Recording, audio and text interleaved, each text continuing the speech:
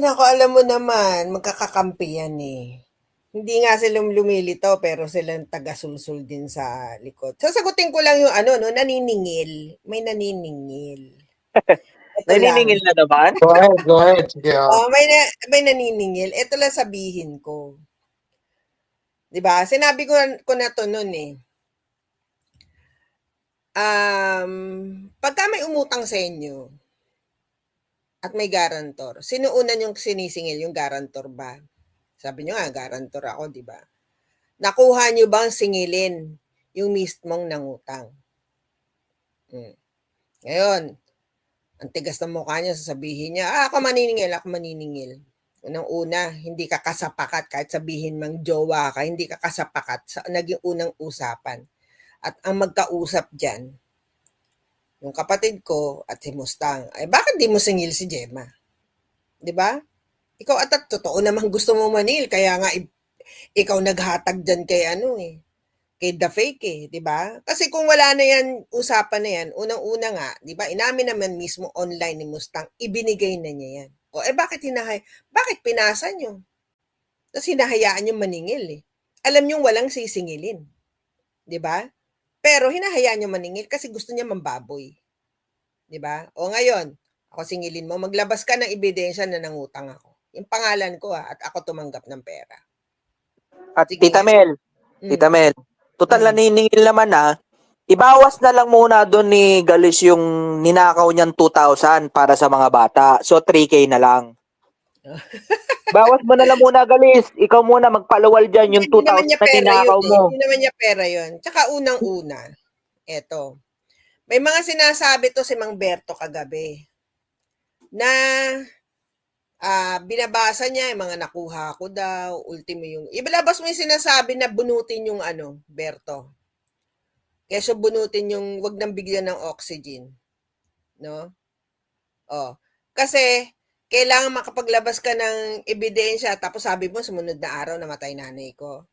Sige, maglalabas ka kasama ang date at pagkamatay na nanay ko, no? Lalabas mo yung sinasabi mong ano, yung tawag dito, may pera, may utang, pati sa kuryente. Ilalabas mo pati date niyan. Kasi, sigurado ako 101% hindi mo kayang ilabas ang mga ebidensya na yan. Dahil wala kang ebidensya.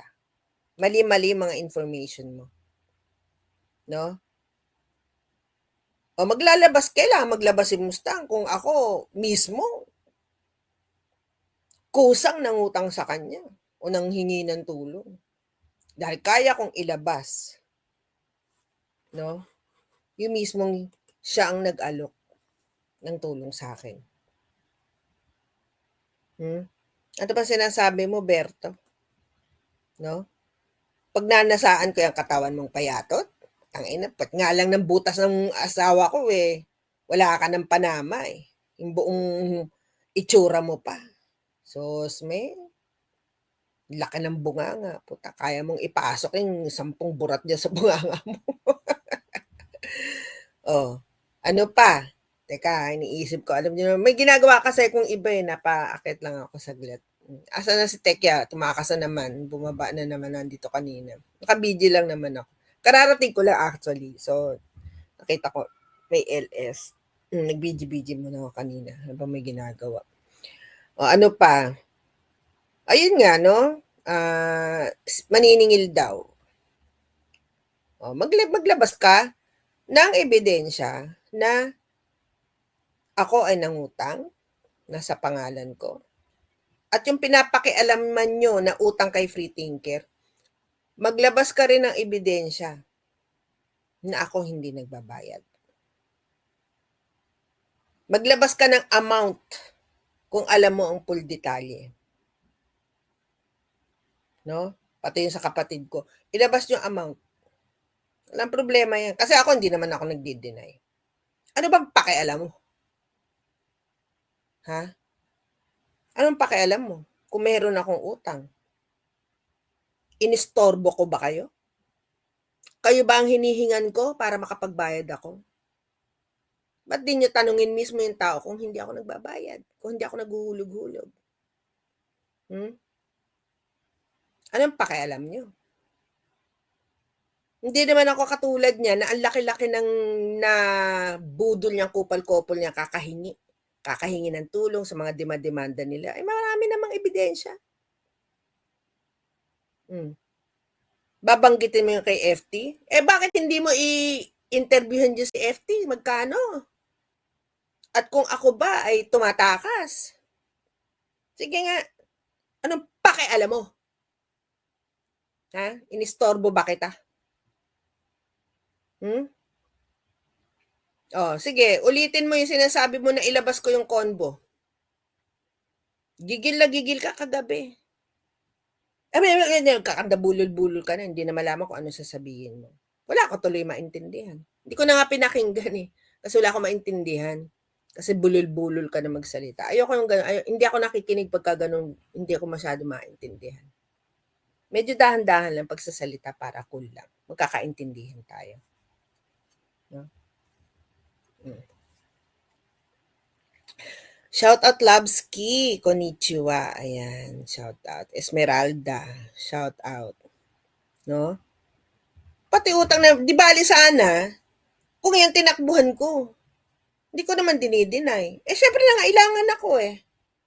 Antimano ba dito, nagyabang ako sa social media, katulad ng bogaw na yan, na ako may pera, pero hingi ng hingi. Hindi.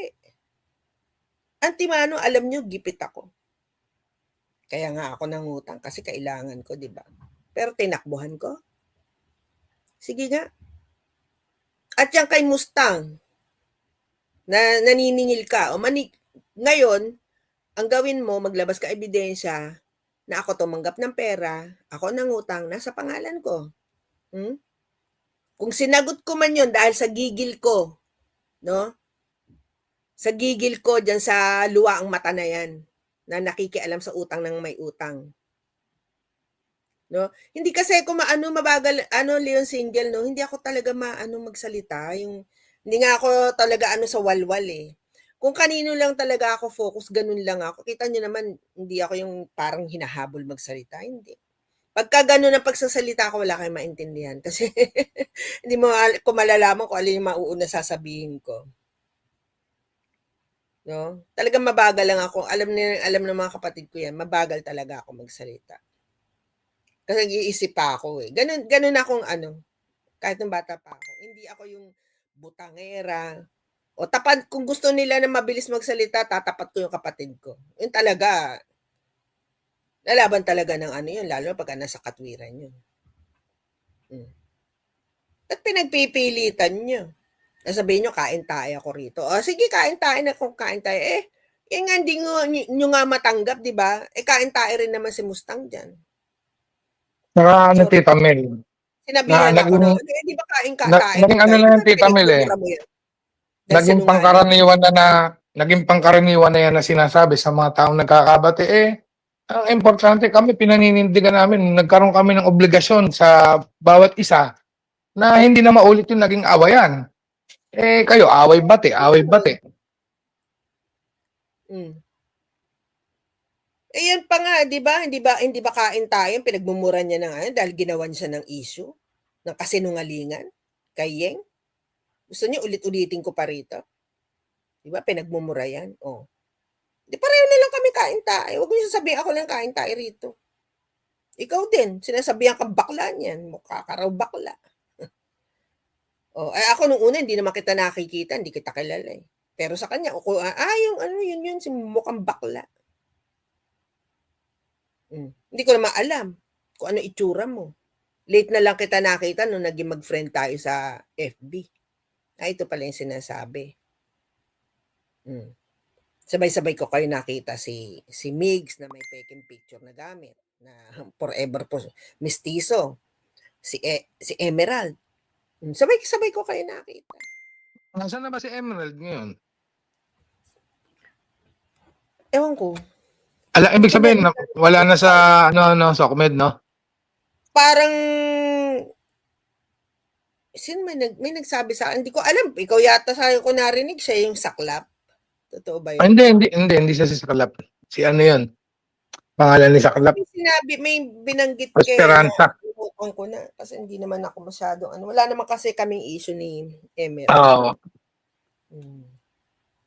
Yun yung pinag-ano, minsan nga gusto ko pa nga sisihin sa ano, sana hindi mo na lang pinasa. Naipasa niya sa akin eh. Sana hindi na pinasa. Oo. Siguro until na magkakasama pa kami. No? Mm. Wala naman talaga issue. Hindi naman katulad niyan, yung kupal. Alam mo ba, na yan eh, iniaalok si Mael na dami pala nila. Gusto pa kapang karibalin. Hingi ng pera. Di ba inamin naman ni ano, ako ba nang hingi? Ako ba mayat-maya nang hingi? Maglabas ng ebidensya si Mus na kung mayat-maya akong nag-PM dyan ng hingi. Nahiya nga ako dyan eh. Never ako nang hingi na. Nung nag-alok pa siya, nagkagalit na kami nun. Na okay na, nagkabati na ulit. Siya pa nag-ano, sige, Mel, kasuhan mo na yan. Help kita financially. Yun. Pero never ako nag-ano dyan. Nag-ask ng kuya pa utang. Pati yung mga sinasabi ni Mang Berto na business. Hello? Tsaka anong sinasabi mo? Kapeke-peke ang luwa? Ha? Na si Judith gusto kong utangan? O Judith, maglabas ka ng ebidensya na ako nangungutang sa'yo. Wala tayong private message, ha? Ha? Antimano, umalis ako doon sa GC natin dahil sa'yo. Hindi ko kasi type yung bunganga mo. Imagine mo, sarili kong LS eh. Ayaw mo akong pagsalitain kasi lasing ka. Ayoko nung ganon. Kaya may masabi ako hindi maganda, lumabas akong GC. Ganun naman ugali ko eh. Sabihin mo, utangan kita. Hindi naman kita kilala, paano kita utangan? Capture ko yung sinabi ni ang inyong kapeke-peke ang dapek na master of all lies. Ha? Maglabas kayo ebidensya na ako gustong mangutang, ha? Ang totoong inutangan ko, no? Iisa lang. Ha? Iisa lang ang tao na may nagkautang ako dito. Emergency yun. Hindi ako nangutang dito para sa demanda, sa ano. May pinaggamitan ako. Hindi ako nangutang dito na kaso-kaso tas dadaling ko sa beauty parlor, papalinis ako ng kuko, magpapakulay ng buhok. Walang ganun. Hindi ako katulad ng bugaw na nandyan. No? Ha? Sige, maglabas kayo. Ng ebidensya niyo. Hindi kayo mailalabas. Kasi gawa-gawa yung mga kwento niyo. At kahit na ano pang gawin, nitong mahiling magsali, you're just behind my back. Utot mo. Putangin na, nanggigitata pala yung toilet mo. Ew. Ha? Level 9 sa kadugyutan. Siyempre, no, ipakita nyo yung lintik na display nyo, naglinis na kayo. Papakita nyo ba yun na ano? Dapat antimano, on the spot, nung may narinig kayo gano'n, nag-open na agad kang camera. Ano, totoo, eto, pinakita. Nag-prepare pa kayo. Ba't di mo pakita yung toilet mo mismo? Pag anong hinihingi yung printer na sinasabing wala na sa kanila, pwede naman sabihin, eto yung printer, nag-open cam sana sila. Hindi ba open eh, kasi dugyot.